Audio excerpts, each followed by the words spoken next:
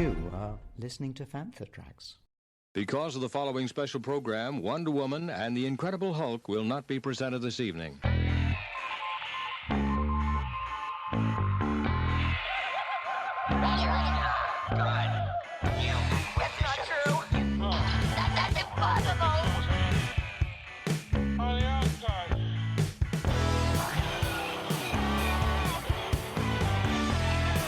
It's time to get all your Star Wars news in a single file. This is Making Tracks. Here are your hosts, Mark Newbold and Mark Mulcaster. It's not true. That's impossible. Hello and welcome to episode 171 of Making Tracks, brought to you by those fine folk over at fanfortracks.com. My name's Mark, I am one of your co-hosts, and joining me this week is a man who's made the long and perilous journey all the way from Barbie World over to the real world. It's Mr. Mark Newbold. Mark, how you doing, buddy? I'm very well. It's a plastic, fantastic world, and we're only living in it, aren't we? We are only living it, and yes, Barbie rules supreme at the moment. But, hey, this isn't the Barbie cast, and we're not planning on doing a reaction chat on Barbie. Not yet. So, Mr. Newbold, how has your week in Star Wars been? Rather interesting. I had the weekend down at Fordingbridge, the place that is farthest from, to go to, weirdly enough, farthest from, which is always a blast, and this one was no exception. Great fun. Family fun day on the Saturday, so lots of carnival games for the kids. So that was great fun. And then on the evening, we saw a film called I Am 40. It came out in 1983, directed by a guy called Richard Marquand, and it was the third chapter of some kind of trilogy. But on the wall, it said the film was called I Am 40. So that was great fun. On the Sunday was Farthest One, which is the vintage show, which was awesome as always. Bob Breakin, Palatoy legend, was there, gave a talk and went through the details of his career with Palatoy, spoke a bit about the new book that he's managed to get through Kickstarter campaign to launch, and he's a lovely fella anyway. So yeah, we had a really, really good time at Farthest One. Hopefully back again in December, Christmas time, which is always the fun one, because you have Christmas dinner. Yes. Very nice. Here it's quite nice as well. Oh, it is. Yeah, so look out for when that gets announced on Fanfortracks. Did you manage to pick up anything from Farthest From? I did. I got a few little bits and bobs. I got some stuff from Bowman's Green. Always do fantastic art prints, trading cards, stickers, and so on and so forth. They have a new book out now that is the collated covers of the French Star Wars magazine. It was called Titans back in the 70s and 80s. They had their own covers, so they're absolutely stunning. It's a beautiful book. So ordered a copy of that and picked that up. On top of that, a few other little bits and bobs. Nothing crazy. Didn't go too crazy this time, but I did buy, and it's gorgeous, and I'm so pleased I got it. It was it's either 81 or 82 re-release poster for Star Wars. It's a sort of a metallic blue background with the old classic Star Wars art, yeah. And then in the bottom right-hand corner, it's just got in red, coming 1983 Revenge of the Jedi. That was rather cool. So I saw that, and it was just the right price. Didn't need to haggle. I was happy with the price. How's your week been? My week's been good, buddy. Yeah, all fine. Not really done a huge amount, not done any trooping or anything this week. We're coming into birthday season here at the house. We just had Leo's birthday. He turned 16. We've got Karen's birthday, who turns...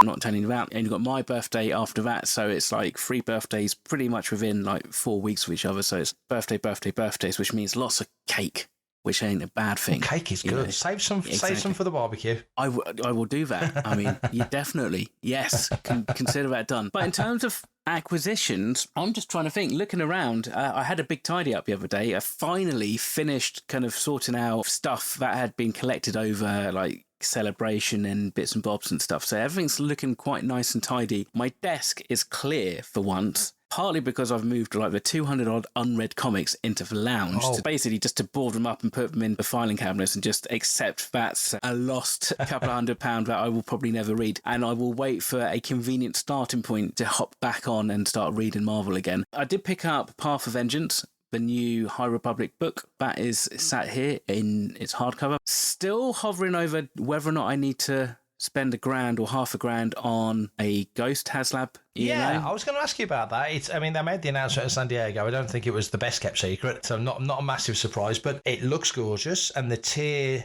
aspect of it is quite enticing with those extra figures. I was toying with it because I did get a Razor Crest, but then I never opened it, so I moved it on. On that logic, did you? Yeah. I didn't know that you moved it on. Mine's still in its shipper. Well, mine was, and I just thought, am I ever going to open it? I mean, I've got a big room upstairs, don't get me wrong, but have I got room for that? because it's bigger. It's bigger than the Razor Crest. But I was having this conversation with a good friend of mine, Phil Parker, who's a very avid collector, more vintage now than modern. But whether or not necessarily as connected, oddly, to the Ghost. Don't necessarily feel that kind of connection. Whereas the Razor Crest, don't know if it's because we've seen it mostly in Star Wars Rebels, so therefore it was animated about. Also, to be fair, the price. I'm not going to complain about the price because you kind of do get what you pay for. However, it is a large chunk of change to drop on something that you're not going to open. But then you have to weigh it up, because if you gave me the opportunity to buy like a Palatoy mint box Death Star playset, which is easily more than that, maybe double, if not triple more than that, I would probably struggle to say no.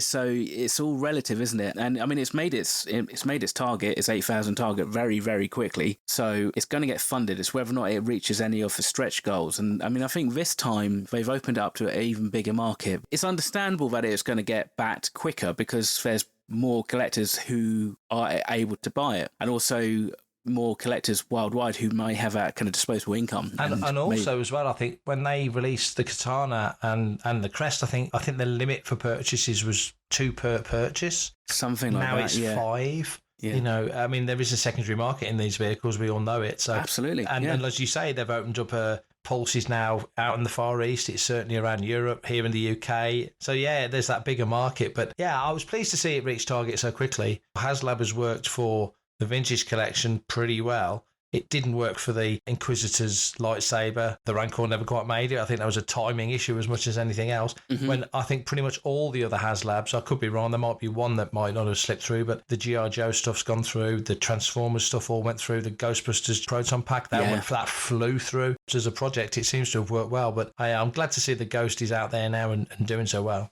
So, what are we going to talk about then? What is in the news this week, my friend? I would say the big talking point, and there's been a few. In fact, it's weird. It's felt like a quiet week as we're sort of counting down the days to Ahsoka, and we're not that far away now. But actually, there's been more going on than you think. So the Acolyte has managed to sneak into the news. Daphne Keane, who's one of the stars of the show, she said, I don't know if I'm allowed to say this, but I will just say it. There's a lack of guns, which personally, as someone who loves fighting and stunts and stuff, I love, because it gives you that body-to-body choreography, that dance feeling. It actually looks like a real fight as opposed to I just point and I shoot, which is kind of an easy cop-out in a way. We get a lot of that body-to-body. So she means there's a lot of hand-to-hand fighting, presumably in a High Republic era lightsaber battles, a lot more choreographed stuff rather than dodge left, dodge right, hide behind the wall. That has been picked up by a lot of people, and I know certainly on Phantom socials, there's been a lot of people picking up on the quote that she's made when she does say there's a lack of guns. Nowhere does she say there are no guns. She's saying there's a lack of guns, which to me, looking at the broader concept of the show, just means we're going to be focusing more on this Jedi element of characters rather than soldiers or smugglers or bounty hunters or other characters like that. It just seems we'll focus on the Jedi. What do you make of that comment? No, I think you're spot on, bang on the money with that one. I think we're kind of in peacetime.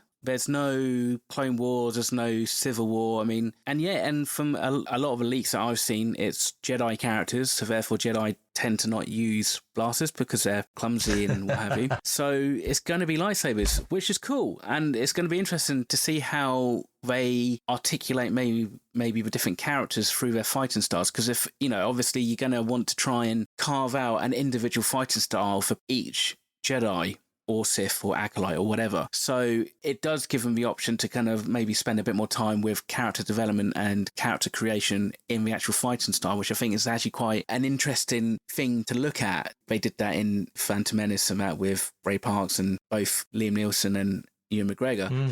So it's nothing new per se. Whereas in the prequels, you had the battle droids, so you still had lots of pew-pews. If we're not going to have so many or any at all, it's whether or not you notice it. Let's think about how much shooting really for most of, let's say, Andor. If there's blasters in Andor, don't get me wrong, and obviously there's a big kind of climactic battle. However, you think a lot of that is all build-up and a lot of talking without a lot of kind of like running and gunning. So it's not like people should be nervous about this or feel like it's going to not be Star Wars. Again, it sounds like from the comments that Fantrats received on social media, there's a lot of people just reading the headlines, not actually delving deeper into the story itself. If it is that era, if it is those type of characters, it's the same sort of logic as if you made a show about Obi-Wan and Qui-Gon you wouldn't expect to see blasters in that. The only time you've really ever seen Ben with the blaster in live action anyway was Revenge of the Sith. It's not a thing that he does because he has other options. To say there's a lack of guns, not there are no guns, but a lack of guns, it speaks more to the story than it does anything else. And I'm just curious now as we sort of push on through 2023, Ahsoka's on us in a heartbeat. Once that's gone, we've got Skeleton Crew, and then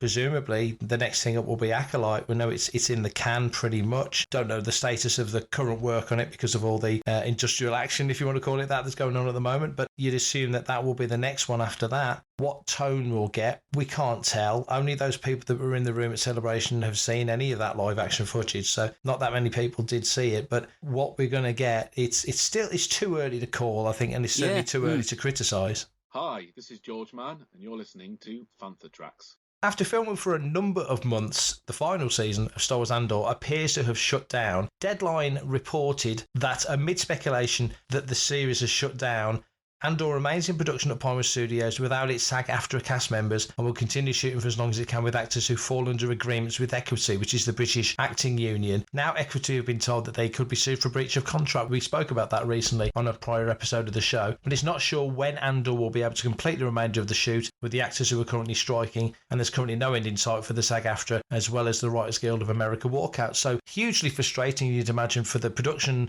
crew of Andor to get to within 2 weeks. I'm sure they knew this strike was coming. They must have known it was coming. You'd imagine they would try as best they can to step up production to get as much in as they possibly can. By the same token, not knowing the intricacies of these kind of industrial disputes, maybe that's not the done thing and you don't do that. It's tools down and everybody out. That might not be the case, but where do you think they sit with this now? I mean, what do you think the process is? Because if they've got only 2 weeks of filming to go, I don't know whether they filmed the big scene first. I know in season 1, Rick's Road, the final episode, was one of the first things they shot. First, yeah. Who knows where they are with season 2 because we don't really know what's going on. I wonder what they can now do to still progress it because it's still got to come out on deadline. But where do you think they sit? This is a question, isn't it? And I think it also kind of comes down to, some of the, people like Tony Gilroy, who's producing, but is also a writer and stuff like that. It's like, you'd think logically that we've got 2 weeks left to go. That's a hell of a lot of content they've already got. I wonder whether or not the actual edits have already started and the post-production work. Because the thing is, like, I have friends and you have friends who work in the film industry, and they're people who are now sat around twiddling their thumbs whilst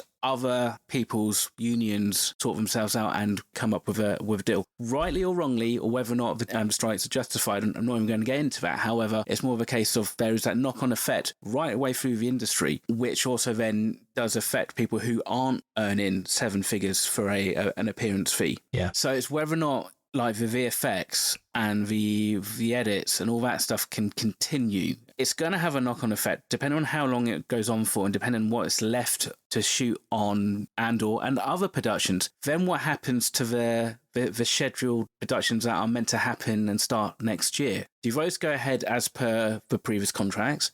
And does that mean, for example, let's say Diego Luna, let's say he's going back onto, I don't know, Narcos season 19 or something. Yeah. His commitment is to start filming that in February 2024. So that means that maybe Andor's got to then wait for a window to then fly him out to then do any pickup shots that they need. I suppose in two senses, if they've only got a little bit left to shoot, in my mind, I would be like, right, well, we're going to carry on. Let's get as far as we can in the post-production. It also means that you can then go back, and if you do need to do reshoots and pickups, you'll know exactly what you need to do and with whom. So then you can schedule it a little bit easier and a little bit more specifically. The industry is a fickle place at times. And, if people have found out that they may be working on stuff whilst other people are striking, it may not necessarily work in their favours. And it also depends upon the studio itself. Like Lucasfilm is supporting the strikes outrightly, or if they are just tied to, the official Disney line for these kind of things. Given the nature of what's left to be shot, and as I say, we've got no way of knowing what they need to shoot or what has been shot or any of the other elements like that, but Andor as a show is famed for building these phenomenal sets, and presumably season 2 is just the same as season 1. They've built some incredible stuff. I would imagine they've probably not completely rebuilt Rick's Road and that whole area, or portions of it, parts of it. They're doing it in a slightly different way than they did in season 1 because they struck that set to speed up the process, to make this a smoother exit out of principal photography because they're on the clock. They've got to make this work and work fast. I just wonder if there's the potential for using the volume, for using a stagecraft option to finish off certain scenes, or whether that just isn't a viable option for them. I don't know from a technical point of view whether or not that would help them or not. It could help them. It's whether or not it would match up. We know that the volume itself is totally a viable option for production. I mean, it happens all the time, doesn't it? Various productions, they need a pickup shot. They're either, for whatever reason, they've struck the set or they've blown it up. It literally can't do anything else. So therefore, then they have to almost like green screen the actor in front of the background. And I'm guessing for the majority of people, it probably goes without noticing. But every now and again, to me, it sticks out like a sore thumb. You think about what they did with Rogue One to use it for just ships and like, you know, the lighting that you'd have through space travel and stuff like that. And, you know, even if it's just used for something like that, I mean, that's, in my mind, that's just employing the most available technology to get you the best result possible. So, yeah, I mean, it's going to be an option. I think there's a volume, at least a decent one out at Pinewood. So it's not like they need to go too far. And also they've got them in the States. So it's quite a flexible option for them, I guess. It'll be very interesting to see. I mean, no end in sight for the strike at the moment. We're only just into August and the strike looks set to run until well into the autumn, if not beyond. So hopefully people will get around the table and get that aspect sorted out. But as you say, that's that knock-on effect, that domino effect that won't just affect the shows that are halted and not able to finish, but also shows that are about to start. Actors sign contracts, and it's not just actors, it's cast, it's crew as well, so people get pulled in different directions. So it'll be very interesting to see what the knock-on effects will be. For everything in one location, daily news, reviews, interviews, podcasts, video and social media feeds, bookmark phanthottracks.com for Star Wars news 24/7, 365.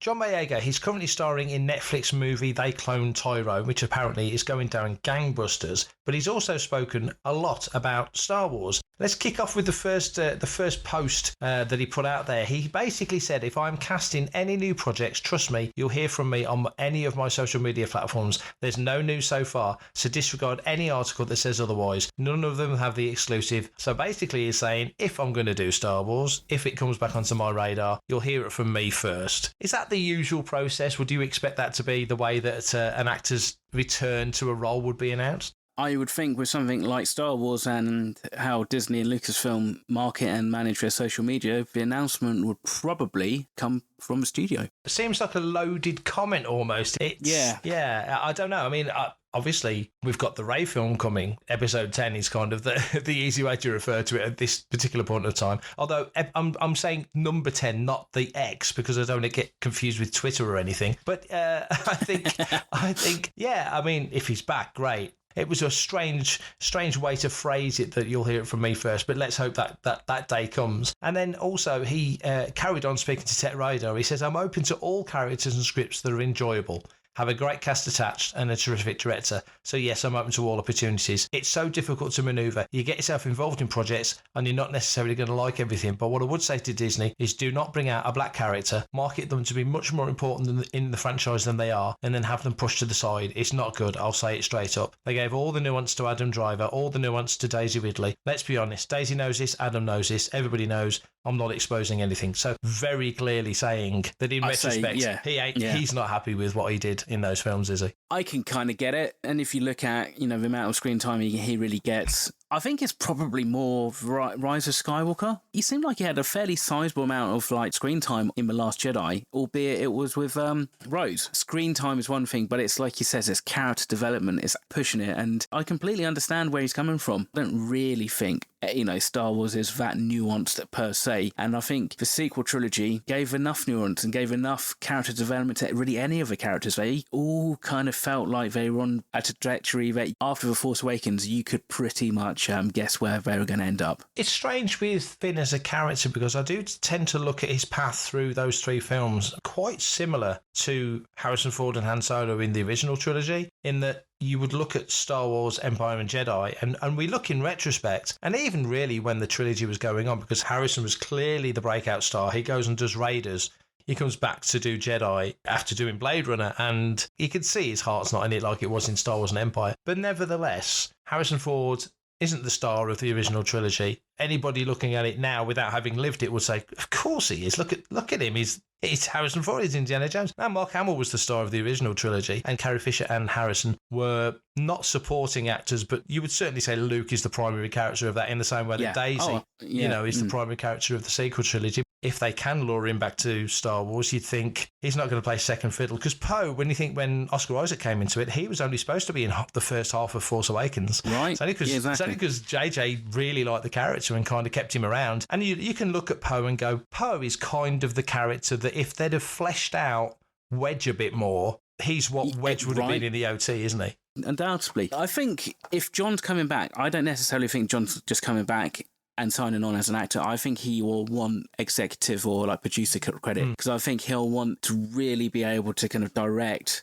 where his character ends up. So I think he'll want to have a lot more influence around the table than just portraying a character. Okay, well, all right, on that point then, because that's a really good point. Do you think then that it would make more sense for Boyega as an actor who is a lot older than he was when he did the first film? It's a different world now. Do you think he would be better served by returning as Finn in a $200 million movie, or would he be better served by playing Finn like Ewan McGregor did in an 8-part Disney Plus one-off series where he can be an executive producer? Because being an exec producer on a Disney Plus show, still a hefty budget, but it's different than being the exec producer of a $200 million 2-hour movie, isn't it? Do you think that might serve him better? It might serve him better. Looking at it from his perspective, he might be up for that. I mean, it's whether or not, he puts much stock into doing a series. We talk about screen time. If you've got 8 episodes of 45 minutes each, that's more than you're going to get in a film. So that gives you a lot more chance to tell the story, develop the character. Get that nuance in that he says Daisy and Adam got. Yeah, exactly. You have to also look at it from the fan perspective, whether or not, would the fans be more excited for a Finn film or a Finn TV series?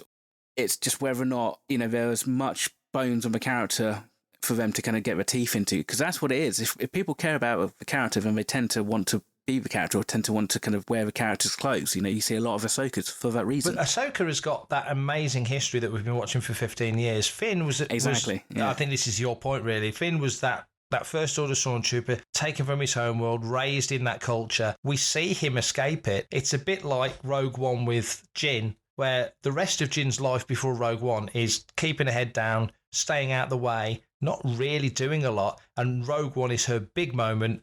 And then she goes kaboom on Scarif, and that's her done. But she has that great hero moment, and it's all part of the build for the rebellion. With Finn, and it's only 18 months or 3 films, we see him go from that scared kid on Jakku with the blood on his helmet, to go from that to escaping, to going through everything he went through with Rey, to becoming a very competent and integral part of what takes down the Sith Eternal Fleet and Exegol and all the stuff that happens at the end of the film. So there's definitely potential for the character to do more there.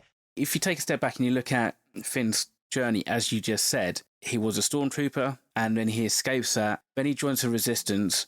He helps bring down Starkiller Base. And then what does he do? Especially by Rise of Skywalker, he brings a few extra lost stormtroopers into Resistance, but you can see how his character has kind of tailed off. And I mean, it would be nice to give him a much more definitive ending, and something which is probably a lot more worthy of the kind of character that I think we were expecting Finn to be. But don't you when we saw that first teaser trailer? Exactly, and that kind of sparks a thought that you do see him hold that blade in the Rey Kylo fight at the end of Force Awakens, and he looks badass with that saber, and you see him use it on Tarkadana, and that's a great little scene as well. So they definitely hinted it, and I'm thinking in Empire, Leia senses Luke hanging off the bottom of Cloud City. Finn is sensing Rey. He kind of knows, she's okay, she's here. He knows. They're really not as subtle in Rise of Skywalker, really, as they were in Empire, because we as fans didn't know as much about the workings of the Force then as we do now. So you imagine that if they did want to bring him back in, Rey is the successor to the Skywalker family. Yeah. She carries on that lineage. Finn doesn't in the same way, but in a post-First Order galaxy where you would imagine there's 15 years gap between the two projects, the two films, it would be very easy to see Finn as more than a Padawan. I was going to say Padawan, he's too old to be a Padawan. By that point, he could have learned everything he needs to learn. Look how fast Luke learns stuff in the original trilogy. Look how fast Rey learns it. This is 15 years. He could be Mace Windu to her Yoda. A lot could happen. We've seen the Ahsoka trailer, and Sabine, there's the whole talk of her having a lightsaber and calling Ahsoka master, and really there's not that much of a gap between the end of Rebels, the final scene that we saw. Exposition is a wonderful thing, but Star Wars has always got the option of telling you in a book or a comic or whatever it might be. I think if Boyega was up for it, there's some real good opportunities there for that character. And one final thing, he mentioned when asked directly, what are your favourite Star Wars films? He said, Star Wars The Force Awakens is most definitely the best. Second for me comes Star Wars 9, and then the worst, in the most respectful sense, is Episode 8 for me. And then he cheekily says, while side-eyeing the camera, but they're all lovely. So he's made it clear. He's not bashful, is he? He's not backwards in coming forwards. No. He certainly let us know what his favourite Star Wars projects are. It makes sense, though, doesn't it, given what his character did in 7? Yeah, I think so. And also, you wonder how much is maybe like fan influence as well. Do you reckon he'd kind of pander to that a little bit? I don't know. I think because JJ cast... Yeah, JJ was part of the team that cast him. Yeah. So I think there's not loyalty in the blind sense, but loyalty in that, well, he cast me because he knows I'm the right guy for this role. But I tell you what, there's one thing that, you know, now you mentioned casting, I'd love to know from John how Finn was pitched, how much of a story that he was given. Do you think he was promised things for the character that never materialised? Because he seemed to really enjoy the Colin Trevorrow version of 9. Yeah. He was really up for that. Oh, he's leading the revolution. It's fantastic. Oh, and then we made this. Yeah, I think on paper, and really that's all we can kind of say, is because obviously the Colin Trevorrow treatment didn't get any further than the scripting stage. It sounded like Finn had a lot more to do. In that draft, they talk about Finn leading the revolution, which you kind of see is boiled down a little bit into what we got in The Rise of Skywalker, but it's nowhere near the same. It's definitely more to it than that, because there wasn't that through line of plot and script from 7 to 9 as we hoped there would be. It was very much, here's the baton, now you run with it. Hello, I'm Ahmed Best, and you're listening to Fantha Tracks. So we return to the halls of Olympia for our latest interview from London Film and Comic Con. This was Paul Naylor and Jonathan Hipkiss. They sat down with Craig Stratton. Craig was a Nikto engineer in the Tatooine scenes from The Phantom Menace. So here's Paul and John having a chat with Craig Stratton, Nikto engineer from The Phantom Menace at London Film and Comic Con. So we're with Craig Stratton. Are you having a good con, Craig? I'm having a very good day today, thank you very much. Do you do many of these? Have you been to many? Actually, I don't. I'll be honest, in the last 10 years, this is number 3. Wow. In fact, this is the second one I've done in London. Yeah. The last one was actually pretty much the same size. Yeah. Brilliant. Yeah, but they're really enjoying it. You get to meet some unbelievable people. They're all so friendly. They're big fans. You know, they really take their movies seriously. Which I like. They're very passionate about it, aren't they? Yeah. And they probably know more about the character than you do yourself. Yes, I've noticed Even Mark that. Hamill will tell you that. Yeah. Well, in fact, today somebody brought a replica head of my character, of the Nikto, like a big reptile. He asked me to sign it, so I've got a photograph of it as well. Brilliant. That's right. First time I've seen it. So, Craig, you got that quite standout scene during the pod race where you're clearly there, boo, and thumbs down, everything. And it is a very recognisable moment in the film, isn't it? Yeah. You're just drawn straight to it. Your eyes go straight because of the costuming. Yeah, and obviously, like a lot of these scenes, for example, in the pre-pod race, yes, it's basic in a warehouse. Actually, not much smaller than this place. Yeah. It's huge. Obviously, the ceiling a bit lower, but and they had Leavesden. Yeah. That's right, and they had the actual pods there and all the engines that were attached. You know how they're all attached on these huge, imaginative kind of fuel lines. They had all these pods sort of on either side, and of course it's surrounded by a green screen or a blue screen. Yeah, I think it was mostly green, wasn't it? But it might have been blue. Yeah. Well, the interesting thing with the Phantom Menace is yours was the last film that combined both set and green screen. Yeah. As you moved on to Attack of the Clones Sith, that went mostly digital. Whereas here, one is assuming that there was some kind of pod races built. Yeah. And then Well, a lot of these, like I said, a lot of these engines were tangible. They were, because I think that was quite a. I don't want to say complaint, but if you're a super fan, you want to know, but the difference between A New Hope, which was, we get this right, 4, 5, and 6, was all the spaceships, all the kind of planetary stuff was all hand built. Yeah, yeah. You know, as you already know, I'm sure. Yeah, you know, they built a lot on top of table tennis tables. Yeah. You know, whereas the new set 1, 2, and 3. Had a lot more CGI in it, didn't it? And I think a lot of people sort of frowned at that. Yeah. That it wasn't. It didn't look real For the enough. most part, it's aged okay. Oh yeah. I think so. And yeah, like you say, the techniques were different, but at the core of it, it's still the characters that drive it. You know, special effects should only really be there. They're like, it should be a supporting role, really. Yeah. Shouldn't it? But do you remember integrating with any of the key cast members? Did you have a chat with any of them? Yes. I certainly did. There was one moment where, and actually not on set, it was in the canteen. Yeah. So I was carrying my tray of lunch, and the canteen was packed with people. There were just no seats anywhere. But anyway, I found a table with a girl sitting on it, and I said, "Oh, do you mind if I sit down?" She said, "Yeah, sure." So I sat down, and we chatted for around 45 minutes, as you do at lunch, chit chat. And she said, and I was wearing this boiler suit. Obviously, I didn't have the latex on, but I was wearing and she said to me, "So what's your character in the film?" I said, "Oh, I'm called a Nick too. I'm a mechanic for a civil pod." And I said, "What about you? What's your character?" And she said, "Oh, I'm playing Queen Amidala." Okay. I think I could see where that was going. Yeah. I was kicking myself because I didn't spot it. You know. She probably preferred that, actually. Probably. No, she was absolutely lovely. Yeah, that's brilliant. What I've always, so I was 8 years old when the Phantom, so this film was made for me. Yeah. What I've always found interesting, and your character does stand out. Yeah. I'm just looking at the scene here. He's booing, Yeah. You cut forward, 7 minutes later, Anakin wins the race. He's a happy chappy. He's happy. He's celebrating. He's cheering, And what I love is the backstory that people have made to go with this. Right. The fact that with his gambling, he maybe had 2 bets going on, and the one came up. I haven't heard the story. It's right. amazing because it's excellent. And then he's up, and the thumbs are amazing. Did you ever form in your head any stories or any backstory?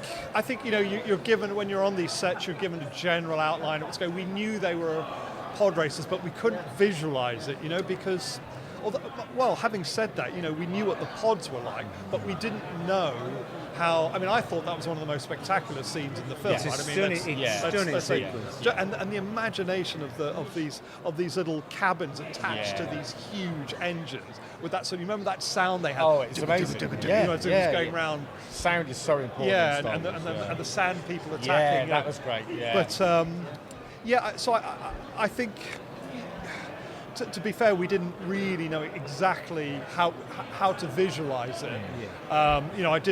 We couldn't see how the pods were going to go round in a sort of. It's almost like a Ben-Hur, isn't it? Yes, it is. Around a circuit. Yeah. It is. It's very Ben-Hur, but I think also it's grounded with George Lucas is a massive Formula One fan, so I think that's why he wanted a car race in there. So. And it's quite brutal, isn't it? It's quite brutal. Yeah. I think it's. For sure, one of my favourite parts of the film. Definitely. And the Darth Maul scenes. They didn't keep him long enough, did they? No, well, he came back. They were able to get him back. Oh, good. Oh God! If you have a look at the Clone Wars. See, I'm just years behind. That's the trouble. That's the trouble when you're discussing somebody who's seen the film when they're 8. It's like, I'm not going to win this. You get chopped in half, you can survive. You can survive. Of course you can. If you're a Sith Lord, then absolutely. Easy. What was that seeing the film for the first time? Yeah, when you saw When you saw it yourself back in '99. Oh, you mean when I saw my own? Yeah, because obviously you look at that crowd. Because and you focus on your character. Yeah, of course. And do you know what's interesting? When my mother saw it, so for example, in this scene, she spotted me from the way I walked. Yes. Now only a mother can do that. Yeah. That's amazing. So I mean, the two of us had a lot of fun on this, but it's extraordinary what you. I mean, because you don't know what's going to be on the cutting room floor. You don't know what you can't put your character into the context of the film because you have no idea. You haven't seen it yet. Were you asked to do that, or was that just something they picked up on? Yeah, they give you a general direction. We want you to be doing this. Cheer or if it's they usually do quite a few sort of emotional scenes. And then they'll just pick the one that they'll edit it in the one that is appropriate to either. I forget who was going past when we did it down, but Because the great bit of trivia is that before we see your character, on the wide shot, you're a cotton bud. Yeah. Right. Yeah. So they're all cotton buds. Yes, yes. ILM did cotton buds, and as you zoom for the out, miniature. and then you zoom in. Obviously, unless you know it, you wouldn't see it because it's so far away. And then you smash cut, and then you're in the crowd. Right. Yeah, So there you go. I'm very impressed. Tell your mum you're a cotton bud. I'm really impressed. I'm actually speechless now, but thank you very much, gentlemen. Oh, brilliant. Well, it's been lovely chatting with you. And with you, and thank you so much for coming around. And I hope the podcast goes really well. See you at another convention sometime. I hope so too. So only last week, director Justin Simien, who's directed the new Haunted Mansion film for Disney, mentioned that there'd been no news regarding his role in the Lando Calrissian series that's presumably going to arrive on Disney Plus sometime in the future. This week, we got news that Donald Glover and his brother Stephen are in. Justin is out. Apparently, he learnt about this on Instagram, and that the series is in development and going forward. What are you thinking about this? One, Haunted Mansion looks like it's going to be a big hit for Disney, which is great. Doesn't sound like they've just treated their director with a huge amount of respect, if that is true. But with Donald Glover coming in, his brother Stephen coming in, they've both done fantastic work on Atlanta, which is now finished. Looks like the show's going ahead. No idea when, because obviously all the stuff that's going on around and about now. What do you think about Glover coming in, not just as Lando, but also as part of the creative team? I think that's cool. You know, he's going to have some views on where he wants a character to go. I hope it's going to end up on Cloud City and not so left field that it doesn't actually marry up. Atlanta's kind of funny. It's kind of got some really nuanced performances in it and good observations about life and stuff. So the writing doesn't really worry me. I was really surprised because out of all the shows, I would have thought that like Lando was going to happen about 6 months after Rian Johnson had his trilogy out. You know, I was thinking it kind of was like less likely to happen than it actually happening. Maybe this is like we said all along. Disney Plus is maybe made for the like solo universe rather than like the big screen, which I'm fine with. So let's get it out there. It does seem that there's these little enclaves of plot and chronology and storytelling. You've got the Mandoverse, which is ever expanding, and there's a film waiting for it at the end of that. You've got the Andor stuff, which obviously ties in very closely with Rogue One, which ties in closely with A New Hope, which is kind of a trilogy there all of its own. And so here with Solo, now finally there's the potential to continue that story, and there were so many threads there that could have fed into other things. You kind of think Solo's before Rogue One. There's the Cloud Riders, there's that whole plot there, there's characters that flick around like Weasel, there's different potential things that could happen that ties this whole little block together. I'm curious to see what they would do. Do you think if they're going to do it as a one-off season like they said Obi-Wan was going to be a one-off season, I think they'll do more with Obi-Wan. But with Lando, we see Lando at the end of Solo, he's lost the Falcon, he's got to kind of start again because, you know, no love lost there between him and Han. You know, they kind of infer that they don't really see each other much between that and Empire Strikes Back. It's not to say they don't see each other at all. So there's potential for Alden Ehrenreich to return, which would be wonderful. He's fantastic in Oppenheimer, by the way. And so there's some really juicy potential story things they could do. Character driven, but story-wise as well. What kind of stuff would you like to see from a Lando show? In terms of content and story, there's one word: Lobot. I'm all over the Lobot shiz. Yeah, that'll be amazing. That will probably be something that would happen, I think, be it a film or be it a series. I think that's likely to be a story point. I wouldn't be surprised if maybe the story is how he wins Cloud City. Yeah. Maybe that's the rags to riches kind of story, isn't it? Like you said, you know, you've got the whole Cloud Riders thing, and it'd be interesting because it also is going to be interesting to see the tone of it. If it links into Andor, how will that work tonally? I mean, I could see this being a lot lighter than obviously Andor and even the Mandoverse, really. This could be something which is could be quite contrasting, which would be quite nice because it will be maybe something that's a bit fun. It's got all the connective tissue for Star Wars, but also you don't necessarily have to take it super seriously. I think one thing that especially Andor has done, but some of the other shows have done as well, is that they add that much more texture to things that you kind of know, but maybe haven't had chance to deep dive and think too deeply about. I think with Lando in Empire, for example, reading the comics, the Charles Soule run of Star Wars from Empire to Jedi, they've really just consistently given Lando a hard time. And he, to his credit as character, has taken it on the chin. One, because he knows he was forced into that position, but also when you look at the situation Lando was in, he has an entire city of people. He's the administrator. He's got to protect them. And so that has to be a consideration, really, above and beyond a friendship that's probably not been that deep for 10 years, maybe. When the events of Solo happened, they'll have crossed paths